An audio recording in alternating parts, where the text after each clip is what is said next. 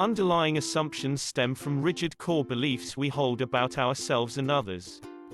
Core beliefs. Global evaluations. Beck's negative cognitive triad, a view of self and the world and future in a negative manner. How to recognize NATs. The following styles of negative thinking, or cognitive distortions, have been recognized as the commonest of the NATs. Do you recognize any of them? All or nothing, black or white thinking. Over-control and perfectionism. Magical thinking or fortune-telling. Catastrophizing. Pessimistic or negative bias. Personalization, over-responsibility.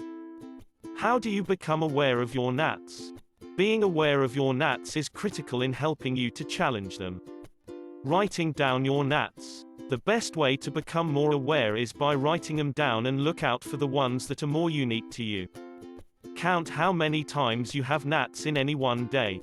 Use your feelings as a cue, and whenever you are feeling upset, try and notice what exactly you are feeling. Put it into words. I am anxious. I am sad. Ask yourself the question, what did I just think then? Core beliefs. These are assumed and occasionally observed in therapy, but the key focus is on empirically testing the observable automatic thoughts. So core beliefs and conditional assumptions are not necessarily challenged directly. Self-limiting core beliefs. My happiness is outside my control. Others are to blame. I need love and approval from those significant to me. To be worthwhile or worthy. I must achieve and succeed at whatever I do. I am not allowed to make mistakes. People should always do the right thing. They should be blamed or punished when they do not. Helpless core beliefs. I am inadequate, ineffective, incompetent. I cannot cope. I am powerless, out of control. I am trapped. I am vulnerable, weak and needy. I am a victim, likely to be hurt. I am inferior, a failure, a loser, a defective human, not good enough. Unlovable core beliefs. I am unlikable, unwanted, always rejected, always abandoned and alone. I am ugly, undesirable, unattractive and boring, I have nothing good to offer. I am flawed and defective, not good enough to be loved by anyone. Worthless core beliefs. I am worthless, bad, crazy, broken, a waster. I am dangerous, toxic, hurtful and evil. I don't deserve to live. Mind reading. You assume that you know what the other person is thinking and it is usually negative. Mental filtering. You see the negative in any situation. You dwell on it and perceive the entire situation as negative. Cognitive distortions. In 1976, Beck first proposed the theory behind cognitive distortions. Then David Burns was responsible for popularizing it with common names and examples for the distortions.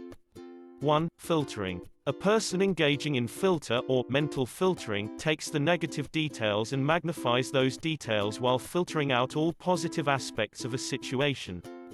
2. Black and white thinking.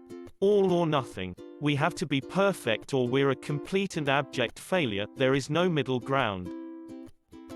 Overgeneralization. A person comes to a general conclusion based on a single incident or a single piece of evidence. If something bad happens just once, they expect it to happen over and over again. Jumping to conclusions. Without individuals saying so, a person who jumps to conclusions knows what another person is feeling and thinking, and exactly why they act the way they do.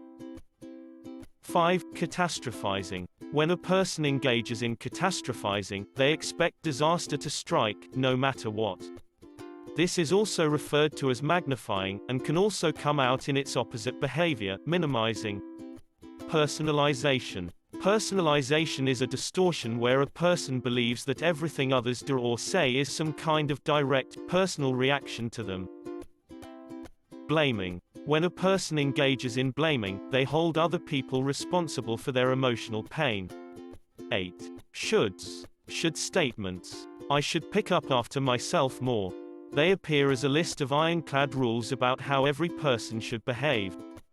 People who break the rules make a person following these should statements angry. Should statements. A person creates pressure on themselves by saying, I should do this or I must do that, leading to frustrations, shame and guilt. End of Part B. Please proceed to Part C.